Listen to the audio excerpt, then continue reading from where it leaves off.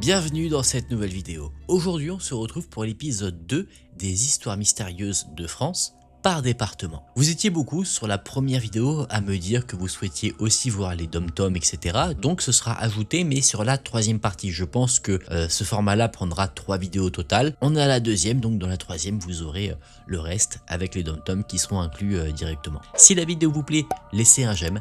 Abonnez-vous, c'est très important. N'hésitez pas aussi à me retrouver sur Instagram AkenTV que je vous affiche juste ici. Dites-moi en commentaire aussi, ça m'intéresse, dans quel département vous trouvez, comme ça je pourrais voir par rapport aux histoires qui ont déjà été faites ou les histoires à venir. J'espère maintenant que vous êtes bien installés. Et si c'est le cas, on est parti pour se plonger avec toutes nos histoires.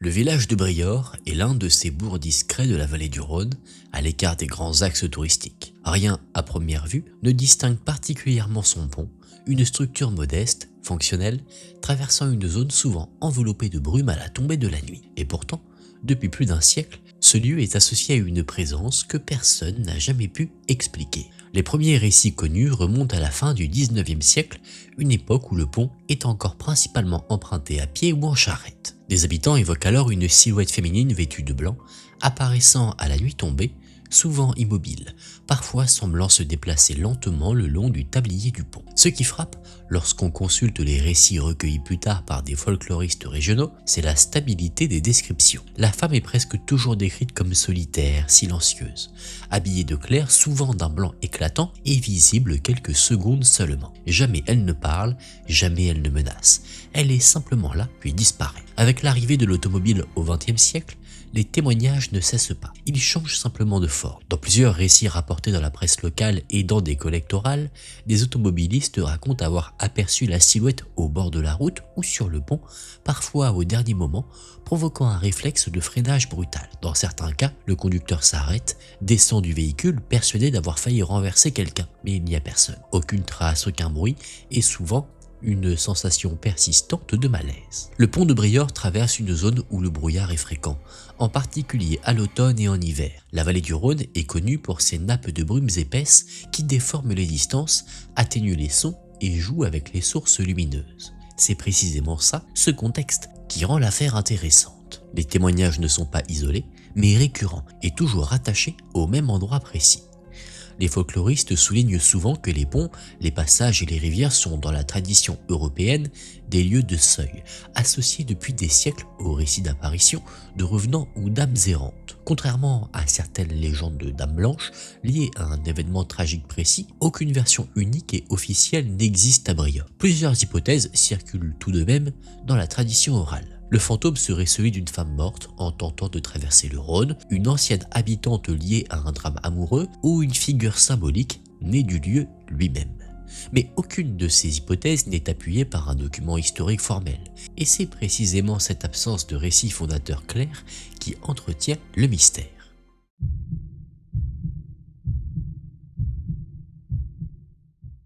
Le château de Sedan domine la ville depuis le Moyen-Âge. Plus grande forteresse d'Europe, symbole militaire, historique et patrimonial, il attire chaque année des milliers de visiteurs. Mais derrière son image de monument touristique parfaitement balisé, le château est aussi l'un des lieux les plus chargés en légendes des Ardennes. Et parmi elles, une revient régulièrement. Depuis au moins le XVIIe siècle, des récits évoquent l'apparition nocturne d'une silhouette féminine vêtue de blanc, observée dans certaines parties précises du château. Les couloirs intérieurs, les escaliers anciens et même parfois aux abords des remparts. La tradition locale la désigne sous un nom plutôt simple, la Dame Blanche du château de Sedan. Les descriptions varient peu. On aurait une femme silencieuse vêtue de clair, apparaissant toujours brièvement puis disparaissant sans un bruit. Elle n'interagit jamais directement avec les témoins de son apparition, elle est vue mais rarement approchée. Et pour comprendre pourquoi cette légende s'est enracinée ici, il faut rappeler ce qu'est Sedan. Le château a connu des sièges répétés, des exécutions, des incarcérations, des périodes de garnison permanente et même des conflits majeurs liés à l'histoire militaire de la région. Les Ardennes, et Sedan en particulier, sont une terre de frontières et de conflits où les morts anonymes ont été nombreux. Dans les récits populaires, cette fameuse dame blanche est parfois associée à une femme de la noblesse ou alors à une épouse endeuillée et même à une victime des violences qui étaient monnaie courante au château. Néanmoins, aucune identité précise n'a jamais été établie. Au XXe siècle, puis au XXIe siècle, le château devient un site touristique structuré. Pourtant, cette légende ne disparaît pas pour autant. Des agents, des visiteurs et des guides évoquent parfois des sensations de présence, d'être observés, ou alors des apparitions fugaces, des silhouettes perçues en vision périphérique. Mais ces récits restent rares, plutôt discrets, et ne font que rarement l'objet d'une communication officielle appuyée. Mais ils suffisent à maintenir une certaine réputation à ce lieu.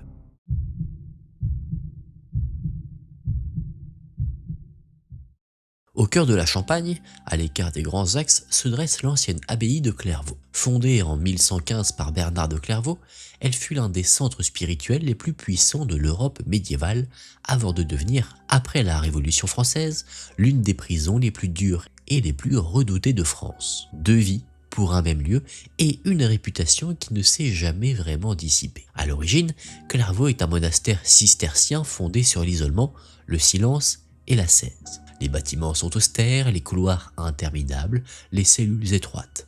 Tout est pensé pour briser l'individu au profit de la foi. Mais à partir de 1808, l'abbaye est transformée en maison centrale de détention. Pendant plus de 150 ans, des milliers de détenus y sont enfermés. Criminels de droit commun, prisonniers politiques, résistants ou condamnés à perpétuité. Les conditions là-bas sont extrêmement dures. La mortalité y est élevée. Beaucoup de personnes se donnent la mort. Les maladies font rage et la violence fait partie, elle, du quotidien. Dès le 19e siècle, des récits circulent parmi les gardiens et les détenus. Ils évoquent des bruits de pas dans des couloirs vides, des portes qu'on entend s'ouvrir sans raison, des silhouettes immobiles aperçues dans d'anciens dortoirs, et cette sensation persistante d'être observé par quelqu'un ou quelque chose qu'on n'arrive jamais à discerner. Ces témoignages ne sont pas réellement publiés comme des faits surnaturels, mais apparaissent dans des récits de vie carcérale, des souvenirs, des discussions rapportées. Et parmi les phénomènes les plus souvent évoqués figure une présence masculine, parfois décrite comme un moine, parfois comme une simple silhouette sombre, aperçue dans certaines zones précises, comme les anciens dortoirs monastiques, les galeries intérieures ou même les couloirs de détention.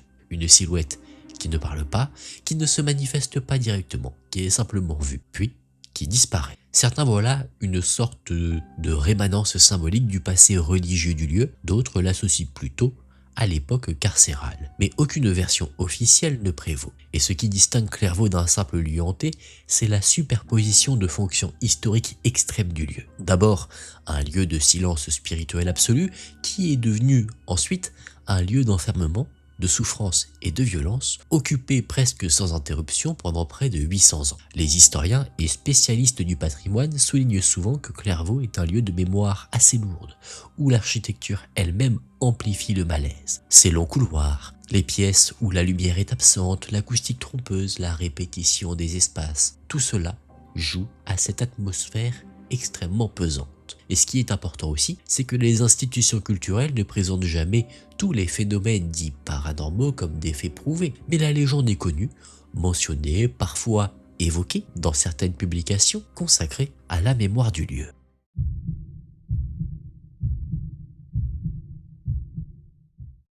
Sur les hauteurs de la Balagne, dominant la mer Méditerranée, se trouvent les ruines du village d'Auxy. Un village aujourd'hui désert, accessible uniquement à pied, battu par le vent et exposé au soleil, un lieu chargé d'une réputation singulière. Ce n'est pas un décor fictif, c'est un vrai village habité pendant plusieurs siècles, puis abandonné progressivement au cours du XXe siècle. Auxy est mentionné dès le Moyen-Âge. Pendant longtemps, ses habitants vivent de l'agriculture, de l'élevage et d'une organisation communautaire typique des villages corses perchés choisis pour leur sécurité face aux invasions. Mais à partir du XIXe siècle, la situation change. L'isolement devient un handicap. L'accès à l'eau est difficile, les habitants descendent alors peu à peu vers le littoral, notamment vers Lumio. Au début du XXe siècle, Auxy est désormais presque vide, et dans les années 20 à 30, le village est définitivement abandonné. Les maisons sont laissées telles quelles, pas détruites, pas reconverties, simplement désertées. Et très tôt, Auxy acquiert une réputation particulière auprès des habitants de la région. On parle de malaise persistant quand on s'y attarde, d'un silence anormal malgré le vent, des bruits de pas ou de chocs dans les ruines, et une sensation que quelqu'un nous épie, surtout à la tombée du jour. Ce récit sont généralement transmis oralement parmi les locaux, puis repris dans des ouvrages sur le patrimoine et les villages abandonnés de Corse. Et parmi les récits qui persistent, figure celui d'une silhouette féminine, parfois décrite comme vêtue de sombre ou alors de clair selon les versions, une silhouette aperçue près de l'ancienne église San Quilicu ou entre les maisons en ruine. Une silhouette qui n'est jamais agressive et jamais non plus clairement identifiable. Aucune histoire unique n'arrive à expliquer son origine, et c'est précisément ce flou-là qui distingue le village d'Auxi d'une simple légende inventée.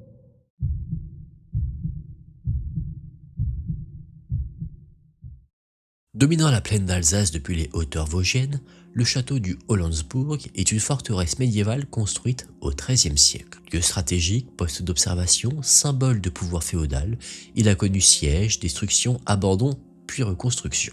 Mais derrière son rôle militaire et patrimonial, le Hollandsburg est aussi l'un des châteaux alsaciens les plus associés à une présence inexpliquée. Depuis plusieurs siècles, on évoque l'apparition d'une silhouette féminine vêtue de blanc, observée à l'intérieur des ruines sur les remparts, principalement à la tombée de la nuit ou par temps de brume. On l'appelle simplement la Dame Blanche du Hollandsburg, une silhouette fantomatique qui n'interagit jamais avec les témoins, qui reste toujours observatrice dans ce château de Hollandsburg, qui n'est pas un château si paisible. Au fil des siècles, il a été assiégé plusieurs fois, endommagé lors de conflits régionaux et même partiellement détruit avant d'être abandonné. L'Alsace est une région de frontières mouvantes marquée par les guerres, les changements d'autorité et les violences militaires répétées. Et malgré toute cette histoire, aucune identité historique formelle n'a pu être établie vis-à-vis de cette fameuse Dame Blanche. Le château, lui, est perché sur un promontoire exposé au vent et aux brumes montantes de la plaine d'Alsace. Les changements rapides de luminosité, les nappes de brouillard et les jeux d'ombre sur les murs de grès renforcent cette impression d'étrangeté. Mais les spécialistes du folklore rappellent souvent qu'un château en ruine, des hauteurs, des lieux de passage et de surveillance sont des cadres privilégiés pour des récits d'apparitions transmis de génération en génération. Cette fameuse Dame Blanche du Hollandsburg n'est pas seulement un fantôme médiatique, elle ne fait l'objet d'aucune mise en scène officielle permanente, elle existe plutôt comme un récit transmis de génération en génération, une image mentale associée au lieu qui sert de symbole à la mémoire du château. Et c'est précisément cette discrétion-ci qui rend cette légende de la Dame Blanche durable.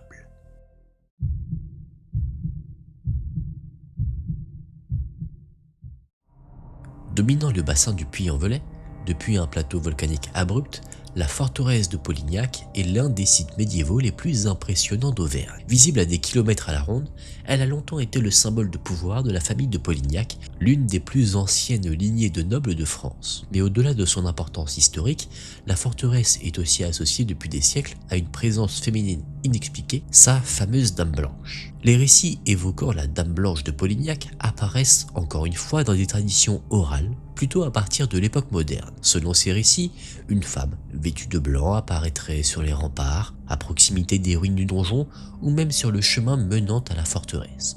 Toujours de nuit ou alors à la tombée du jour, toujours dans le silence et toujours extrêmement rapidement. Cette forteresse de Polignac n'est d'ailleurs pas un simple château résidentiel, c'est un site militaire occupé pendant des siècles qui a connu une lourde histoire. Des luttes de pouvoir, des exécutions, des emprisonnements. On raconte que la noblesse locale y exerçait une autorité redoutée et que la violence faisait partie intégrante de la vie du lieu. Alors qui pourrait être cette fameuse Dame Blanche? Une femme de la famille seigneuriale, une épouse répudiée ou trahie, ou alors une victime des luttes internes liées au conflit de pouvoir? Et malgré ces hypothèses, aucune identité historique précise n'a pu être établie. L'identité de la Dame Blanche de Polignac reste donc plutôt floue. Et cette entité correspond à une dimension symbolique qui est typique des Dames Blanches européennes, souvent vues comme des figures de transition liées aux lieux de pouvoir et de rupture.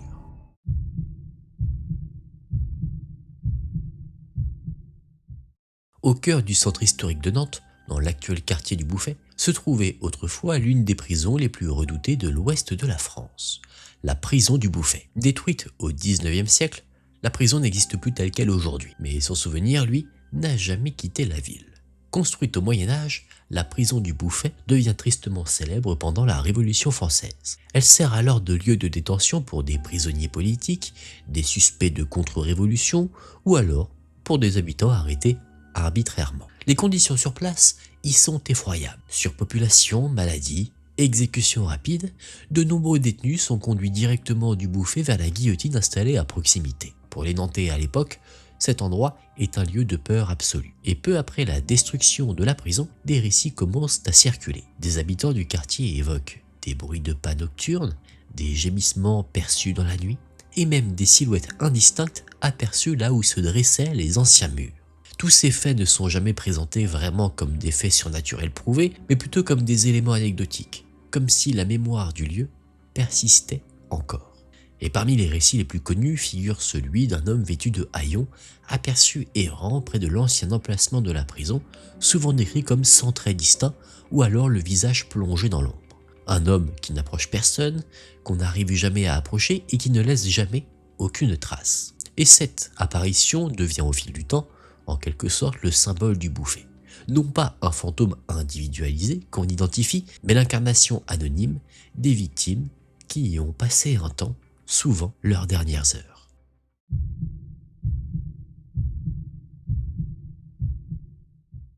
À flanc de falaise, au-dessus de la vallée du Célé, se trouve l'une des grottes ornées les plus importantes d'Europe, la grotte de Pechmerle. Découverte en 1922, cette grotte est aujourd'hui mondialement connue pour ses peintures préhistoriques, notamment les célèbres chevaux ponctués, mais aussi pour un ensemble beaucoup plus troublant.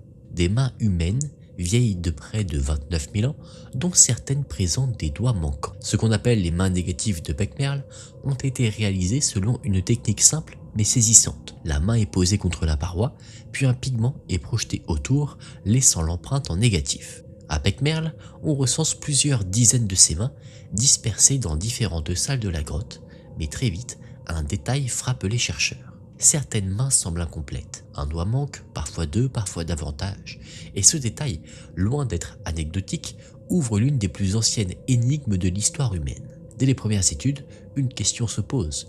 Ces individus avaient-ils réellement perdu des doigts? Alors, plusieurs hypothèses sont avancées, toutes documentées scientifiquement, mais aucune définitivement tranchée. On parle d'amputation volontaire ou rituelle. Certains chercheurs ont effectivement envisagé des amputations symboliques liées à des rites, à des statuts sociaux ou à des croyances chamaniques. On pense sinon à des gelures sévères, car dans un climat glaciaire, les gelures pouvaient entraîner la perte de phalanges. Cette hypothèse est régulièrement discutée, mais pose des problèmes de cohérence statistique. Et enfin, on parle de doigts repliés volontairement, l'hypothèse aujourd'hui largement privilégiée. Les doigts seraient repliés volontairement pour créer des signes codés, une forme de langage gestuel préhistorique. Mais là encore, le sens exact de ces signes reste inconnu. Ce qui rend le mystère d'ailleurs plus fascinant, c'est que Pechmerle n'est pas un cas isolé. Des mains négatives à doigts manquants ont été retrouvées en France, en Espagne, en Indonésie et même en Amérique du Sud. Et à chaque fois, les mêmes questions reviennent. Et toujours, aucune réponse définitive n'est trouvée. Les préhistoriens s'accordent tout de même sur un point. Ces mains n'étaient pas décoratives, elles avaient un sens précis, aujourd'hui perdu. Ces traces de mains sont placées à hauteur de visage, dans des zones difficiles d'accès ou à proximité de figures animales. Un positionnement qui n'est pas aléatoire. Il est quasiment certain qu'il s'agit d'un acte intentionnel fort. Ça pourrait être un message symbolique, une signature ou un rituel lié à la chasse ou à la spiritualité. Mais contrairement aux peintures animales, ces mains ne racontent rien de compréhensible pour nous. Elles sont un message sans traduction. Ce n'est pas une légende, ce n'est pas un mythe, c'est une énigme humaine, réelle, scientifique et reconnue.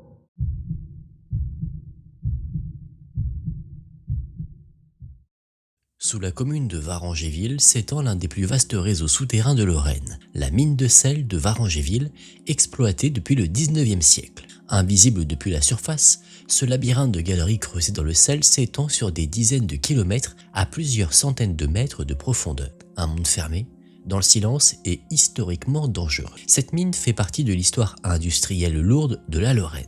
On y extrait du sel-gemme, indispensable à l'industrie chimique, routière et alimentaire. Mais l'exploitation du sel présente un danger spécifique. C'est instable et sensible à l'eau. Et dès le début du XXe siècle, des rapports techniques signalent des affaiblissements de galeries, des zones d'effondrement et même des bruits inexpliqués signalés par les mineurs. Ces alertes ne sont pas du folklore, elles figurent dans des documents industriels et rapports d'ingénieurs. Au fil des décennies, plusieurs incidents graves surviennent dans les mines de sel lorraine, dont Varangéville et les secteurs voisins. Les galeries sont brutalement condamnées, murées et abandonnées définitivement. Par endroits, des pans entiers deviennent inaccessibles, sans que l'on puisse toujours intervenir en sécurité.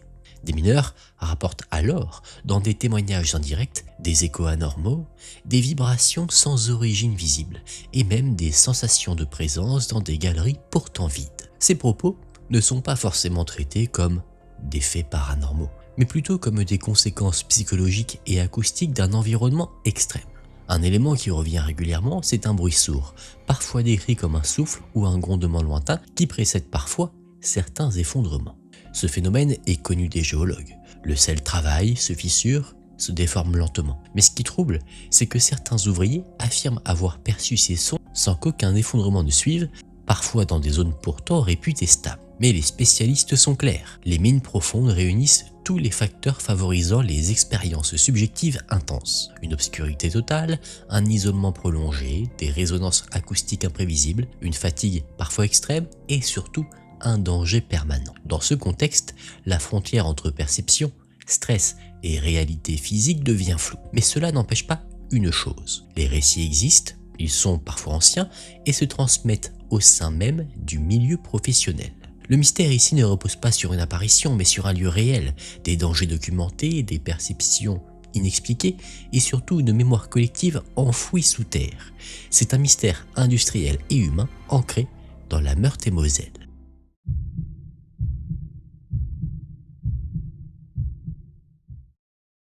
Au nord-est de Verdun s'étend un territoire figé dans la terre elle-même, le champ de bataille de Verdun, dominé par l'ossuaire de Douaumont, entouré des forts et des villages détruits dont Fleury devant Douaumont. Ici, le sol n'est pas seulement un paysage, il y a une fosse commune à ciel ouvert. Entre février et décembre 1916, la bataille de Verdun fait environ 300 000 morts et des centaines de milliers de blessés.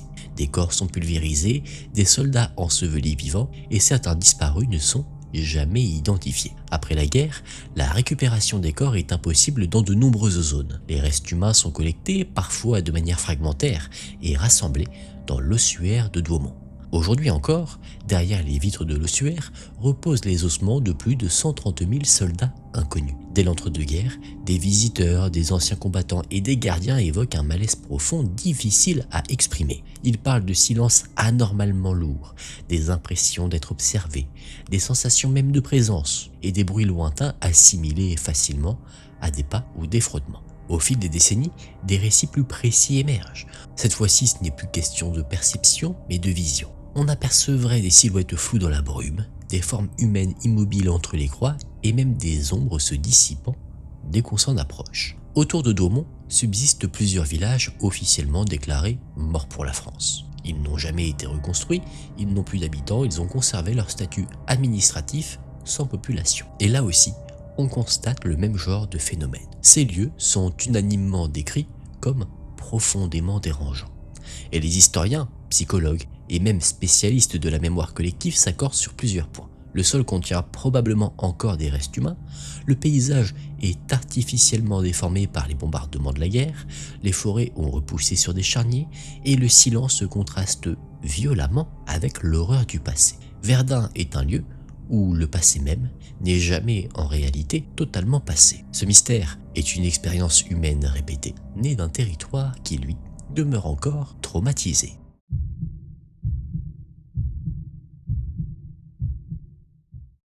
Sur une certaine distance, au cœur du Morbihan, s'étendent de nombreuses pierres dressées, disposées avec une rigueur troublante. Les alignements de Karnak. Plus de 3000 menhirs, érigés entre 4500 et 3300 avant notre ère, formant des lignes presque parfaites, orientées selon des axes précis, traversant champs, bois et légère hauteur. Ils sont là depuis plus de 6000 ans, et nous ne savons toujours pas réellement pourquoi. Les alignements de Karnak ne sont pas un monument unique, mais un ensemble colossal réparti sur plusieurs sites. Le Ménec, Kermario, Karlescan, le Petit Ménec, certaines pierres mesurant plus de 4 mètres et pesant plusieurs tonnes. Elles ont été extraites, transportées et dressées sans métal, sans roues, sans animaux de trait. Dès leur découverte scientifique au XVIIIe siècle, une question s'impose. Comment et surtout pourquoi faire. Depuis plus de 200 ans, archéologues et chercheurs avancent des hypothèses, toutes documentées, mais aucune n'est définitivement validée. On parle d'une fonction religieuse ou rituelle, donc d'un lieu qui aurait servi de rassemblement spirituel lié au cycle de la vie et de la mort. Autre théorie, ces pierres seraient en réalité un observatoire astronomique, car certaines orientations semblent correspondre à des levées ou couchers solaires, mais pas de manière suffisamment systématique pour conclure la chose. Peut-être que ces pierres servaient de marqueur territorial ou social, et enfin, peut-être que c'était simplement un cheminement cérémoniel. Les alignements pourraient guider des processions, structurant un espace rituel. Toutes ces pistes ont été étudiées complètement, mais aucune n'explique l'ensemble du site. Et ce qui fascine encore aujourd'hui, ce n'est pas seulement l'âge des pierres, mais aussi leur organisation. On a là des lignes parallèles, des variations de taille progressive, des regroupements parfois spécifiques, et de temps en temps des ruptures volontaires dans l'alignement des monolithes. Rien n'est laissé au hasard, et pourtant, le code de lecture de ce lieu nous échappe totalement. Les chercheurs parlent ici d'un langage monumental disparu. Contrairement à beaucoup de lieux mégalithiques associés à des mythes tardifs, Karnak reste et demeure encore avant tout un problème scientifique. On sait que ces pierres ont été dressées intentionnellement, selon un plan cohérent, par une ou des sociétés organisées, et que l'ensemble a bel et bien une signification précise, et cette signification est aujourd'hui perdue. Les ruines ne sont pas incomprises, elles représentent un message qu'on ne comprend pas, un message muet. Mais entre les lignes, Karnak prouve une chose essentielle. Des sociétés humaines très anciennes ont pensé le monde d'une manière que nous ne savons plus comprendre, malgré notre technologie moderne, l'évolution de l'archéologie et nos modèles actuels.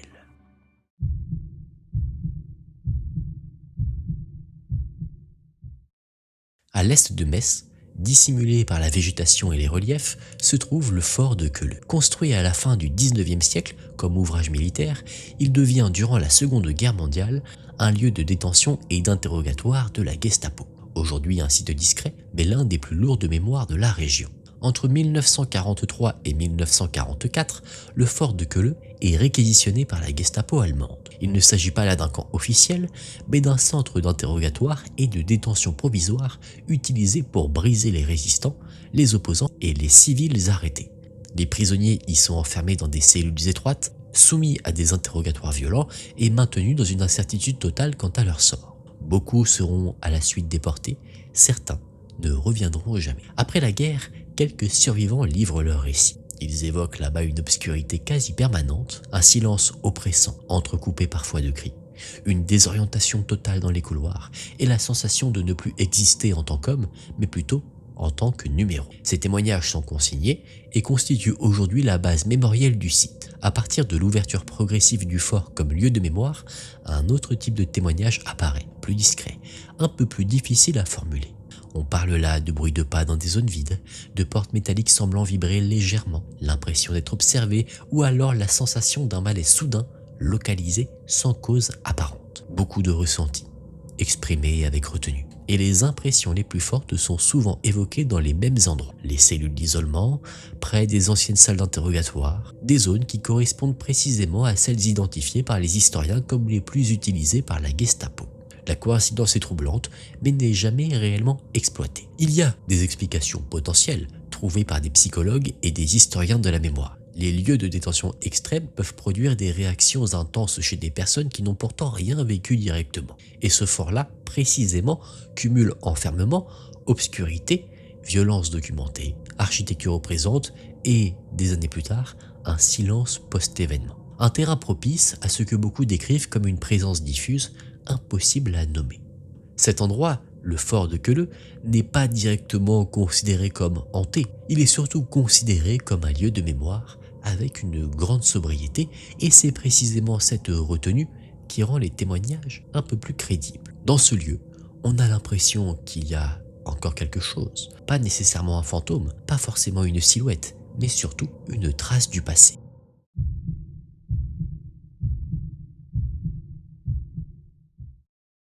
Au cœur du Morvan, couvert de forêts épaisses et souvent noyé dans la brume, se dresse le mont Beuvray. C'est ici que se trouvait Bibracte, la capitale du peuple édur, l'une des plus grandes et des plus puissantes cités de la Gaule avant la conquête romaine. Un lieu immense, stratégique et pourtant abandonné presque sans trace. Au 1er siècle avant notre ère, Bibracte est une véritable métropole gauloise.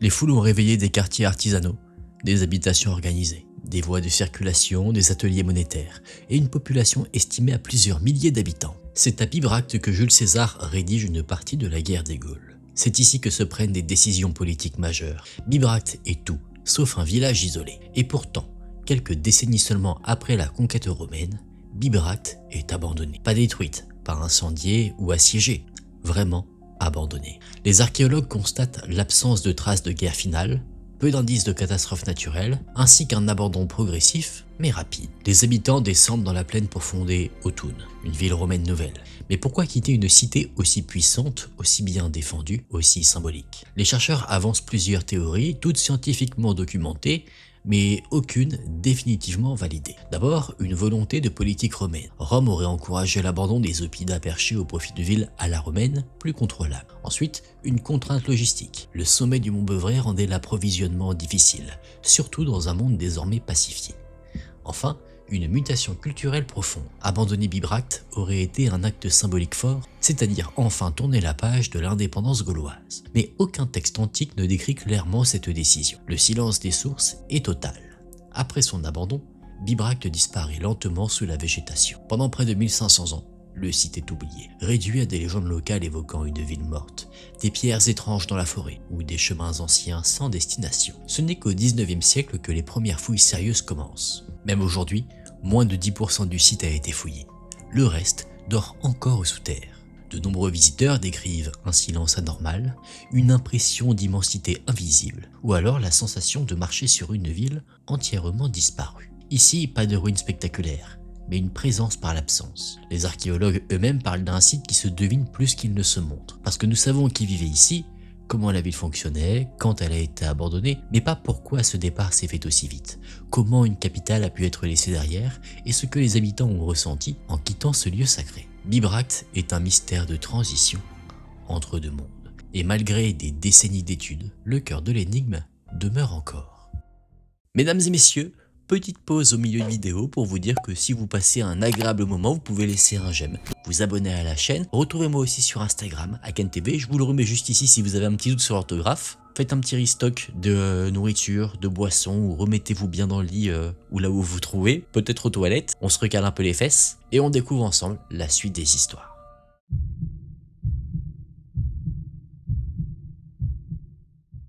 Aux confins du royaume de France et des Pays-Bas espagnols, la Flandre française, aujourd'hui intégrée au nord, fut entre la fin du XVIe et le début du XVIIe siècle l'un des territoires les plus touchés par les procès de sorcellerie en Europe occidentale. Des villes et villages comme Bayeux, Cassel, Hasbrook ou Dunkerque et même leurs environs apparaissent régulièrement dans les archives judiciaires.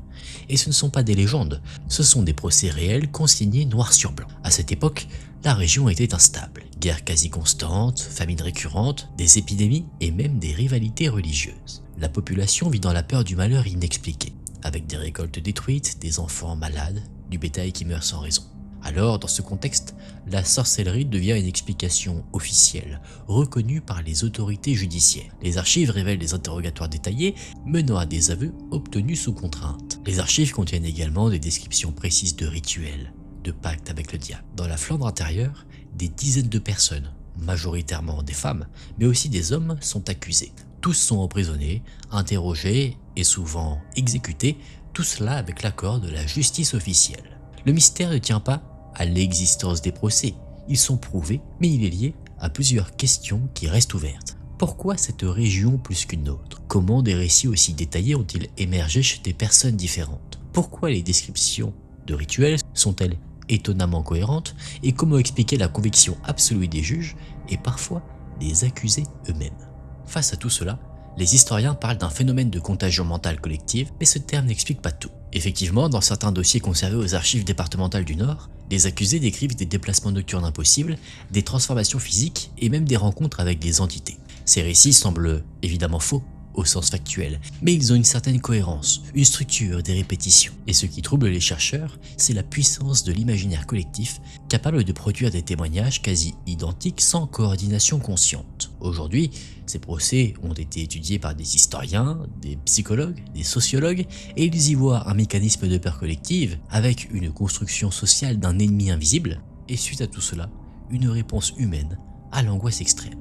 Mais aucun modèle ne permet de ressentir pleinement ce qu'ont vécu ces populations. Ici, on n'a ni fantômes, ni apparitions, ni lieux hantés, et pourtant, le mystère reste total. Comment des milliers de personnes ont-elles pu croire, juger et condamner sur la base de récits que nous savons aujourd'hui impossibles? C'est encore une fois un mystère qui dépasse le folklore, mais qui touche essentiellement à l'humain.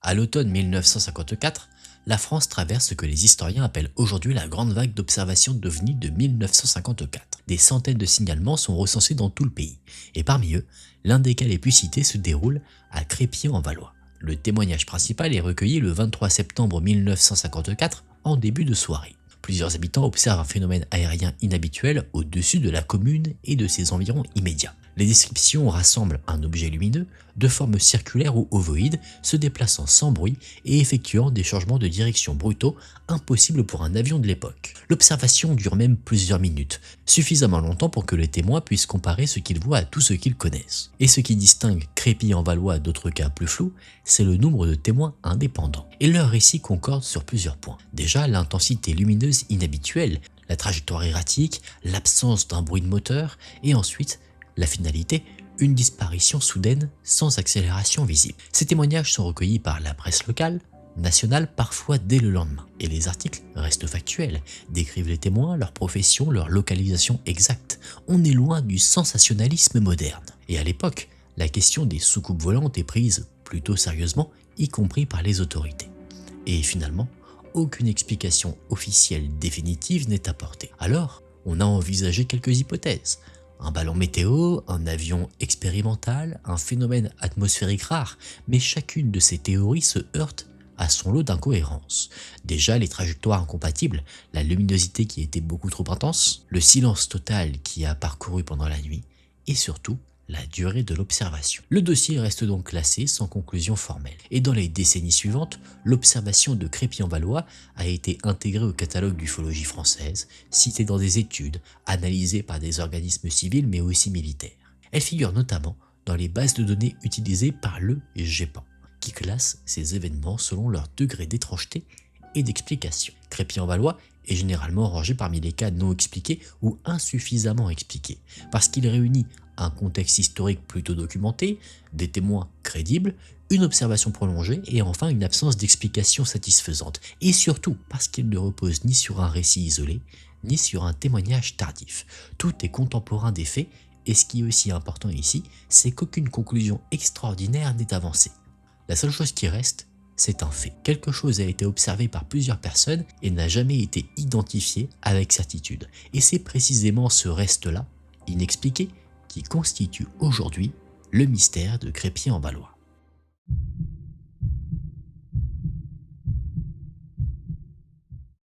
À quelques kilomètres de Besse, niché dans un cratère volcanique parfaitement circulaire, se trouve le lac Pavin. À première vue, le lieu est paisible.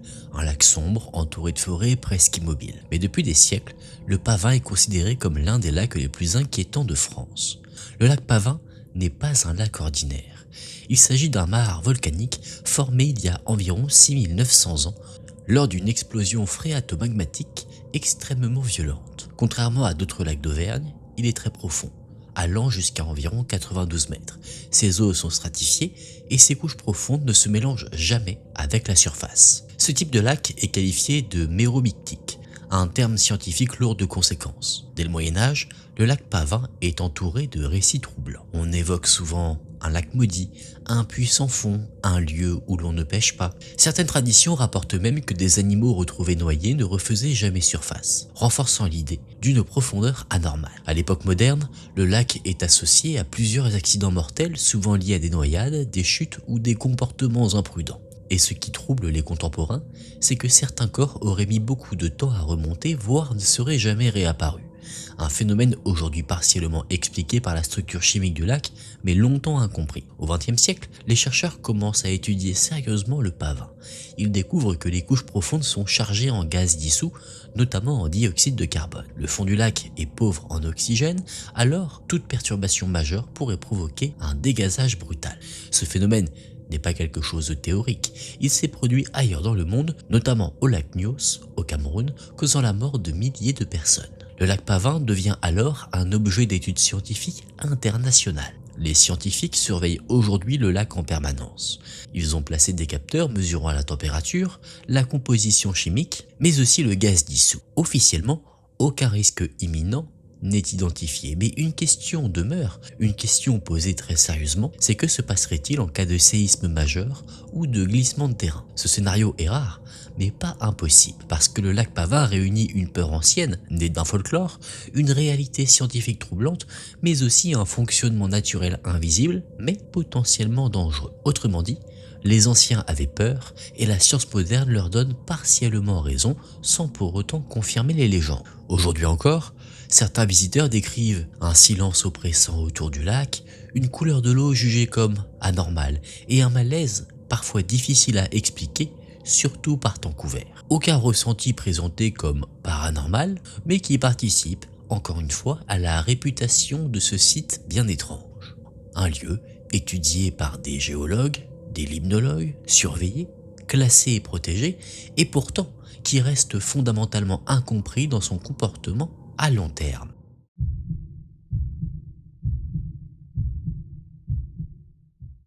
À la frontière entre la France et l'Espagne, sur un plateau karstique austère et battu par les vents, s'ouvre l'un des gouffres les plus célèbres d'Europe, le gouffre de la pierre Saint-Martin. Dans les années 50, ce gouffre est considéré comme le plus profond du monde connu, un symbole de la spéléologie moderne et le théâtre d'un drame qui, plus de 70 ans plus tard, continue de poser des questions. En août 1952, une expédition internationale est organisée pour explorer les profondeurs extrêmes du gouffre. L'objectif est clair, atteindre un nouveau record mondial de profondeur et cartographier un réseau souterrain encore totalement inconnu. Parmi les membres de l'équipe figure Marcel Loubens, ingénieur et spéléologue expérimenté, chargé de descendre dans les puits les plus profonds à l'aide d'un treuil expérimental. Le jour J, l'ambiance est tendue. L'opération risquée, mais l'excitation scientifique est immense. Et c'est le 10 août 1952 que Marcel est installé dans un câble métallique suspendu au-dessus du vide. Il entame une descente à plus de 300 mètres sous terre dans une obscurité totale. Mais à un moment précis, le câble cède partiellement. La chute est brutale. Marcel est grièvement blessé, mais pas mort sur le coup. Et c'est là que le mystère commence réellement. Car après l'accident, les membres de l'expédition entendent encore la voix de Marcel. Il parle, il répond, il est conscient, mais il est bloqué dans un puits vertical, dans une zone extrêmement difficile d'accès. Les moyens de secours sont limités, la communication est précaire, et pendant de longues heures, certains témoignages évoquent plus de 24 heures, Marcel reste vivant, seul dans l'obscurité, tandis que l'équipe tente désespérément de le rejoindre. Lorsque les secours parviennent enfin jusqu'à lui, malheureusement, le pire est arrivé. Marcel a perdu la vie. Officiellement, la cause du décès est liée aux blessures, au choc, à l'hypothermie ou à l'épuisement. Mais plusieurs éléments vont troubler durablement les spéléologues et les historiens. Il y a des versions contradictoires sur le temps exact de la survie de Marcel. Des témoignages divergents sur ses dernières paroles, des choix techniques discutés a posteriori et une pression médiatique et politique importante autour de l'expédition. Certains se demanderont alors si les secours auraient pu arriver plus tôt, si certaines décisions ont aggravé la situation, ou alors si la communication officielle n'a pas minimisé des erreurs humaines. Aucune faute pénale ne sera retenue à la fin de cette histoire, mais un doute persiste. Mais quoi qu'il en soit, la mort de Marcel Loubens marque un tournant. Après 1952, les règles de sécurité ont évolué, les techniques de descente sont repensées et la spéléologie extrême entre dans une phase de remise en question. Ce gouffre de la pierre Saint-Martin devient à la fois un site mythique, mais également un lieu de mémoire tragique. Il y a un autre élément glaçant dans cette histoire. Le corps de Marcel n'est jamais remonté à la surface. On dit qu'il repose toujours dans le gouffre, scellé dans une zone devenue inaccessible. Un fait parfaitement connu. Le gouffre est devenu sa tombe. Et malgré le temps qui passe, une question subsiste. Une question dont la réponse est encore aujourd'hui impossible à trouver. Aurait-il pu être sauvé? Les archives existent, les récits aussi, mais aucune réponse définitive. Et il ne s'agit pas là d'une légende ou d'un mythe, c'est un fait brut avec ses zones d'ombre.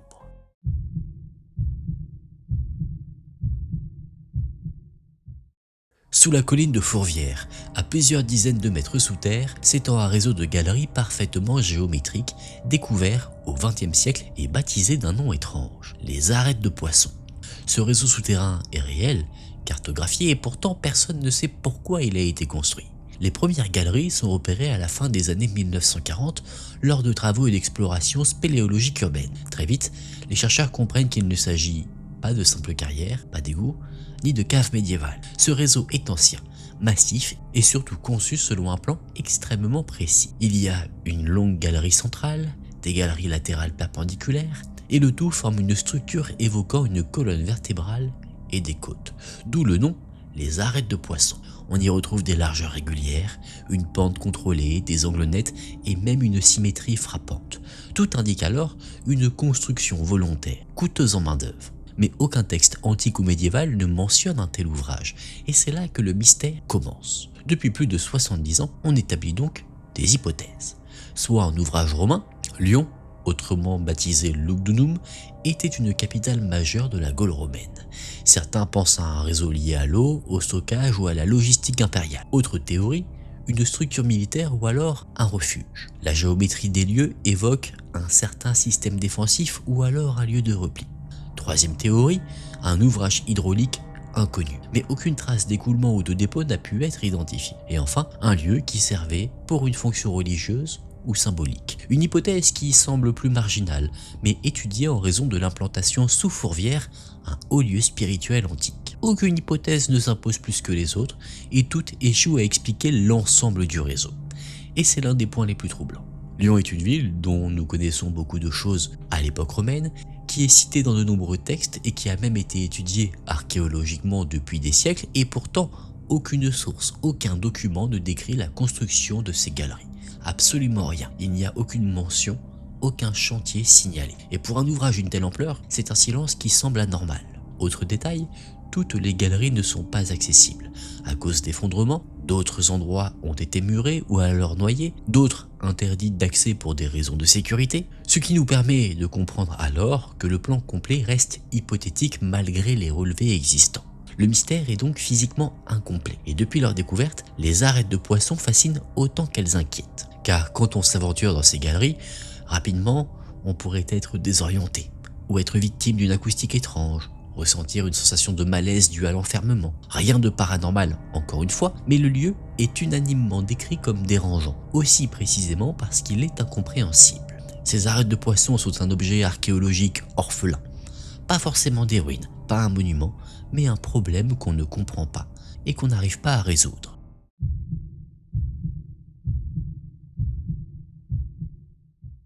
À l'est du Mans, au bord de l'Huisne, se dresse l'ancienne abbaye de l'Épau, fondée en 1229 par la reine Bérengère de Navarre, veuve de Richard Cœur de Lion. Lieu cistercien à l'origine, l'abbaye a connu près de 8 siècles d'occupation successive, alternant périodes de silence religieux et usages profanes. Une longévité qui a laissé une empreinte mémorielle profonde.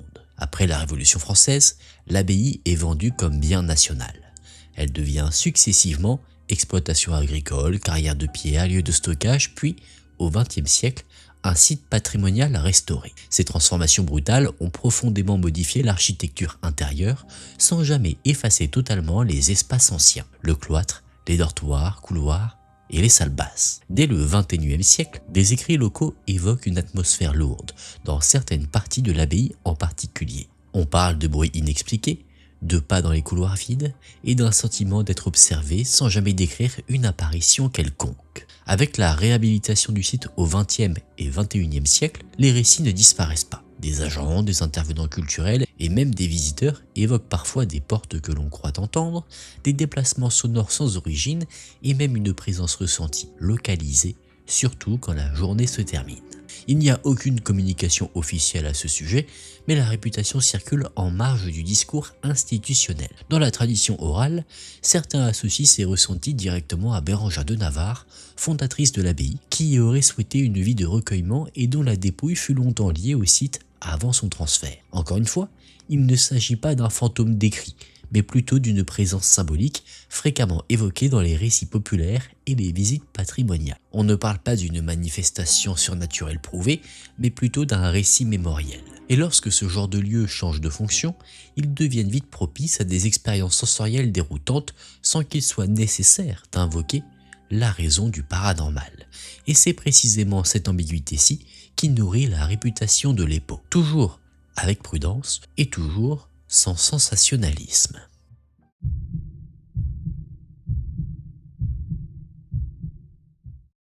Résidence royale puis impériale pendant plus de 8 siècles, le château de Fontainebleau est l'un des monuments les plus chargés d'histoire de France. Entre rois capétiens, valois, bourbons et empereurs, tous y ont laissé leur empreinte. Mais derrière son image de palais officiel, Fontainebleau est aussi l'un des châteaux français les plus associés à des récits d'apparition. Contrairement à de nombreux châteaux abandonnés ou ruinés, Fontainebleau a été occupé presque sans interruption, transformé, agrandi, traversé par des milliers de courtisans, de domestiques et même des soldats. Cette continuité historique exceptionnelle a nourri une mémoire de lieu extrêmement dense. Et dès le XVIIe siècle, des chroniques évoquent des phénomènes nocturnes inhabituels dans certaines parties du château. On parlerait d'une silhouette féminine vêtue de blanc, aperçue tard le soir, dans certains couloirs ou dans des escaliers peu fréquentés. Une silhouette jamais agressive qui apparaît toujours de manière plutôt fugace. Serait-ce une ancienne dame de cour, une figure symbolique liée aux tragédies de la cour ou une sorte de personnification de la mémoire du palais? Aucune version officielle n'est vraiment retenue. Néanmoins, au XIXe et XXe siècle, avec la transformation du château en musée et site d'État, les récits s'étendent. Des gardiens, des militaires, surtout lorsque le château était encore partiellement utilisé, évoquent des bruits de pas pendant la nuit, la fameuse silhouette féminine aperçue dans notre vision périphérique et ce sentiment de n'être jamais réellement seul. Y a-t-il réellement une présence paranormale? C'est quelque chose d'assez difficile à dire. Le château est aussi indissociable de Napoléon Bonaparte. C'est ici qu'il abdique en 1814 dans une atmosphère de défaite et de solitude extrême.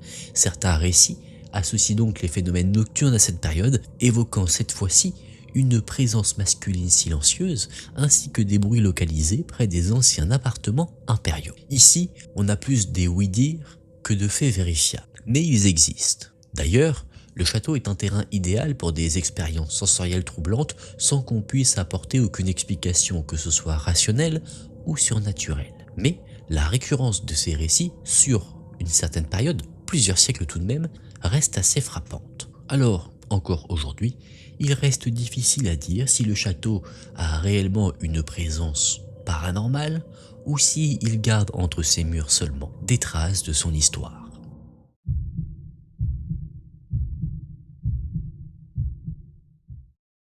En plein centre historique de Rouen, à quelques minutes seulement de la cathédrale, se trouve un lieu que beaucoup traversent sans en connaître la véritable nature, l'Aïtre Saint-Maclou. Aujourd'hui cour paisible bordée de galeries en bois, l'Aïtre est pourtant l'un des plus grands ossuaires médiévaux d'Europe et l'un des plus troublants. Cet endroit est créé au XIVe siècle dans un contexte de catastrophes successives. Une grande maladie, la peste noire suivie de famine, de guerre. La paroisse Saint-Maclou ne peut plus enterrer ses morts dans le cimetière traditionnel. Alors on aménage cet espace clos pour déposer les corps, exhumer les ossements et stocker crânes et fémurs dans les galeries.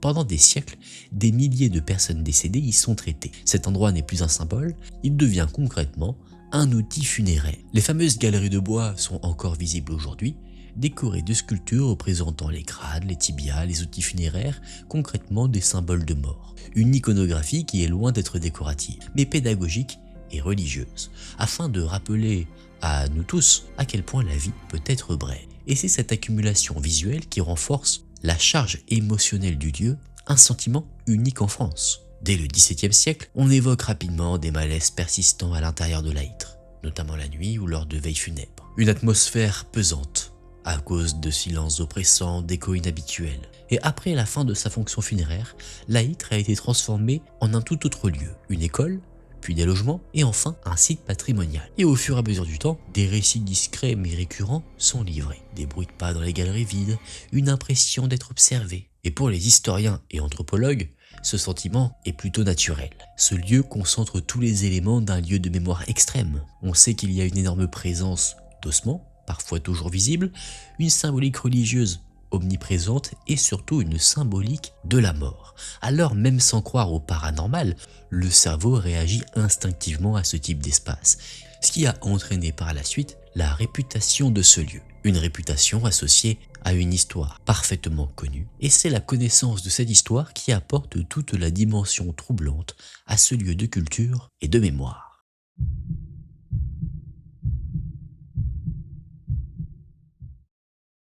Au nord de Paris, au cœur de la ville de Saint-Denis, se dresse l'un des monuments les plus importants du pays, la basilique de Saint-Denis. Éditrice fondateur de l'art gothique, lieu de pouvoir, de sacre et de mémoire, elle est surtout la nécropole officielle des rois de France. Aucun autre lieu dans notre pays ne concentre autant de morts illustres, de ruptures historiques et de violences symboliques. Depuis le haut Moyen-Âge, la basilique accueille les sépultures de 43 rois, 32 reines, des princes, princesses, grands serviteurs de l'État. De Dagobert Ier à Louis XVIII, Saint-Denis devient le cœur funéraire du royaume. Et chaque inhumation est un rituel lourd, solennel, marqué par le deuil national, la transition du pouvoir et surtout la fin d'un règne. Ce lieu n'est pas qu'un cimetière, c'est un lieu de passage politique et symbolique. En 1793, au cours de la Révolution française, la basilique est violemment profanée. Des tombeaux sont ouverts, les cercueils brisés, les corps extraits parfois reconnaissables et les restes jetés dans des fosses communes. Bien sûr, il y a aussi eu son lot de pillages. Pour les contemporains, il s'agit là d'un sacrilège absolu, même chez certains révolutionnaires eux-mêmes. Une fois la révolution passée, on tente de réparer les dégâts. Les ossements sont récupérés, mélangés, replacés tant bien que mal dans l'ossuaire, mais l'ordre ancien tel qu'il était ne reviendra jamais vraiment. Dès le 19e siècle, alors que la basilique retrouve un statut religieux et patrimonial, des récits apparaissent. On raconte qu'on y ressentirait une atmosphère oppressante dans la crypte. On pourrait entendre parfois des bruits de pas, associés à aucun visiteur, ou une impression de présence diffuse, surtout près des tombeaux, comme si ceux qui y habitaient autrefois cherchaient quelque chose. Le point commun de tous les récits, c'est un malaise qui est difficile à expliquer. Néanmoins, aucune apparition formelle n'est décrite, simplement ce ressenti. Un ressenti qui peut être normal dans un lieu où reposent des morts. La basilique de Saint-Denis est un lieu qui pèse, comme par exemple un cimetière, mais ce qui ajoute certainement à l'atmosphère troublante du lieu, c'est la connaissance de ceux qui sont enterrés là, ceux qui ont gouverné le pays, qui ont régné, et dont le sommeil éternel a été dérangé quand le peuple a décidé de reprendre sa liberté.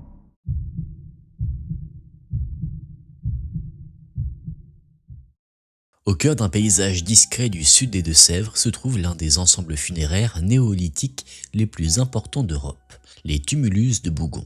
Datés d'environ 4700 à 3500 avant notre ère, ces monuments précèdent de plusieurs siècles les pyramides d'Égypte.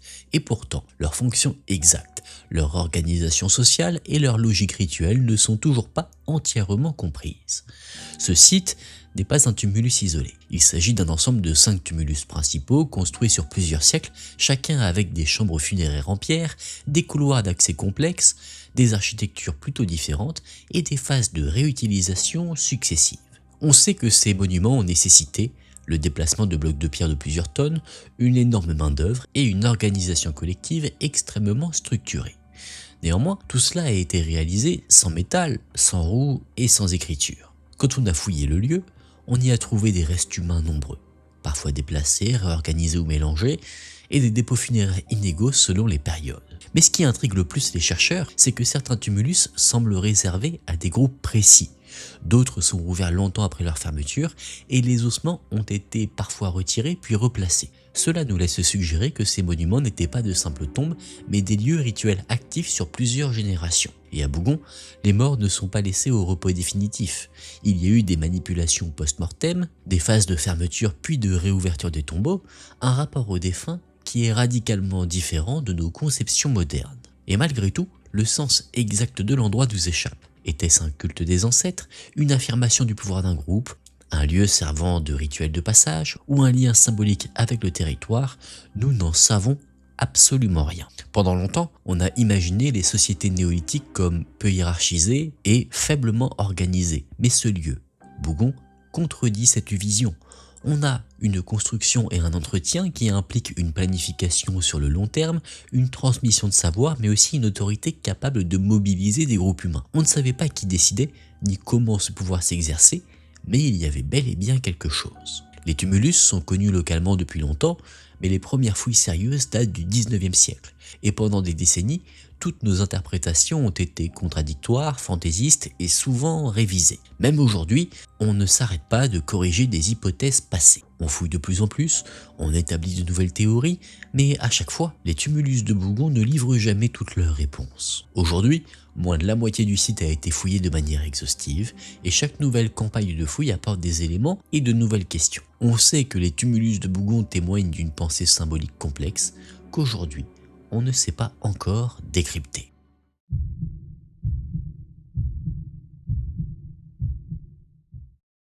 Au nord d'Amiens s'étend un paysage paisible de collines et de champs. Pourtant, sous cette terre reposent les traces de l'une des offensives les plus meurtrières de la Première Guerre mondiale, la bataille de la Somme. Au cœur de ce territoire se dresse le mémorial de Thiepval, dédié aux soldats britanniques disparus sans sépulture connue. Entre juillet et novembre 1916, la bataille de la Somme fait plus d'1 million de victimes, dont des dizaines de milliers de disparus. Des soldats sont soit pulvérisés par l'artillerie, ensevelis vivants, dissous dans la boue des tranchées, et parfois les corps sont impossibles à identifier. Après cette guerre, d'immenses zones sont jugées impraticables pour la récupération des corps, et des milliers d'hommes ne seront jamais retrouvés. Le mémorial de Thiepval porte aujourd'hui plus de 72 000 noms gravés sans tombe associée.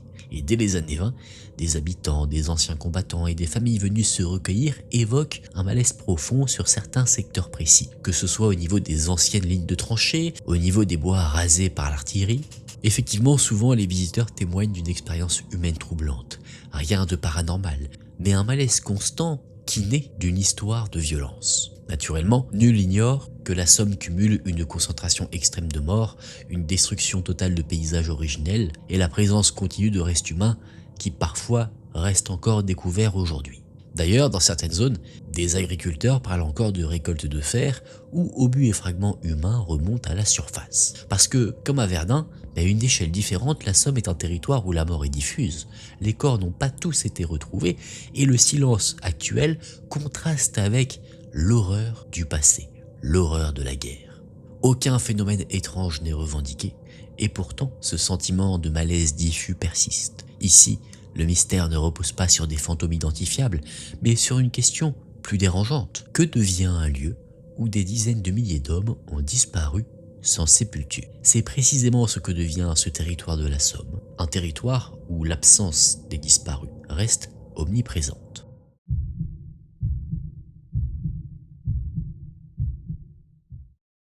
À l'est de Castres, dans le massif du Cidobre, s'étend un paysage qui semble ne pas obéir aux règles normales de la nature. Un chaos de blocs de granit gigantesques, empilés, penchés et équilibrés de façon parfois inexplicable.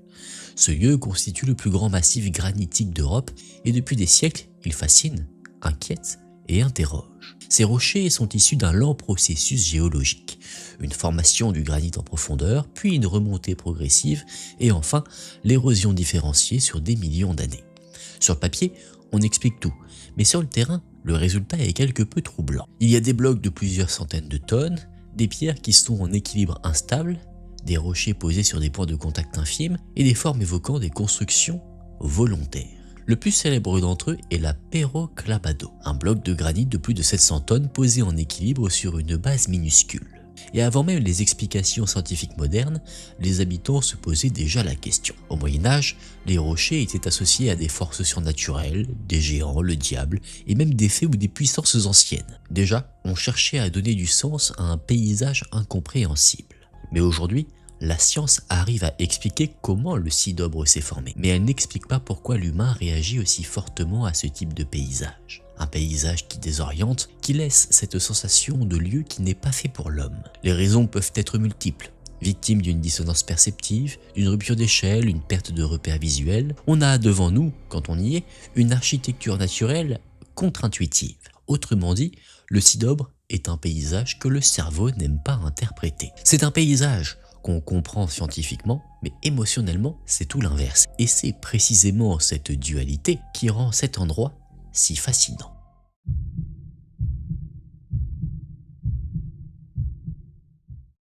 Dans les falaises calcaires dominant la vallée de l'Aveyron se cache un site exceptionnel, longtemps inaccessible et totalement inconnu du grand public. La grotte de Bruniquel. À l'intérieur, à plus de 300 mètres de l'entrée, ont été découvertes des structures qui ont profondément bouleversé notre compréhension de l'humanité préhistorique. Cette grotte est explorée dans les années 1990, mais ce n'est que 2 ans plus tard que des spéléologues mettent au jour quelque chose d'inimaginable. Ils y trouvent des cercles parfaitement organisés, constitués de stalagmites brisés, soigneusement empilés et calibrés et disposés selon une géométrie précise. Ces structures, pour sûr, ne sont pas naturelles, elles sont volontairement construites. Pendant des années, les scientifiques hésitent, débattent, puis viennent des analyses. En 2016, une étude tombe comme un choc. Les structures datent d'environ 176 000 ans. Et à cette époque, l'Homo sapiens n'était pas présent en Europe et les seuls humains connus sont les Néandertaliens. Ce qui indique quelque chose qui nous semble invraisemblable. Des Néandertaliens ont construit ces cercles dans l'obscurité totale à des centaines de mètres sous terre. Autre fait troublant, il y a des traces de feu maîtrisées qui ont été retrouvées sur les structures. Les stalagmites ont effectivement noirci, chauffé et sont même parfois partiellement brûlés. Et ce feu n'était pas accidentel. Il était utilisé délibérément dans un environnement totalement privé de lumière, ce qui implique une certaine planification, une coordination collective, une logistique, rien de primitif ou d'instinctif. Et c'est ça aussi qu'on ne comprend pas. Cet endroit n'était pas un habitat, pas un abri, mais qu'est-ce que c'était réellement, on l'ignore. Un lieu de rituel, un lieu symbolique ou un lieu qui avait une fonction totalement inconnue aujourd'hui, on l'ignore. Car avant Bruniquel, aucun autre site ne montrait une construction aussi ancienne, aussi profonde sous terre et surtout réalisée par des Néandertaliens. Même aujourd'hui, aucun autre exemple comparable n'existe. Ces cercles de Bruniquel sont uniques au monde. Alors, cette découverte a forcé les scientifiques à revoir certaines de nos certitudes.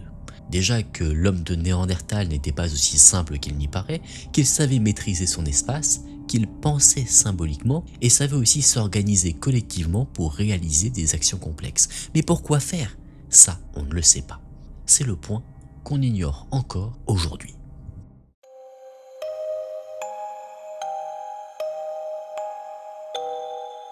Mesdames et messieurs, on en a fini pour ces différentes histoires, toutes celles qui composaient le 2e épisode de ces histoires mystérieuses en France par département. J'espère que vous avez passé un bon moment, que vous avez peut-être découvert quelque chose à propos de votre département. Si la vidéo vous a plu, laissez un j'aime. Abonnez-vous, c'est extrêmement important, je le rappelle encore. Retrouvez-moi aussi sur Instagram pour voir un peu l'envers du décor des vidéos et beaucoup de photos de mon chat aussi, énormément. Merci du fond du cœur d'avoir regardé cette vidéo jusqu'à la fin. Moi je vous dis à très vite dans une prochaine vidéo. Prenez soin de vous, c'était Aken. Salut!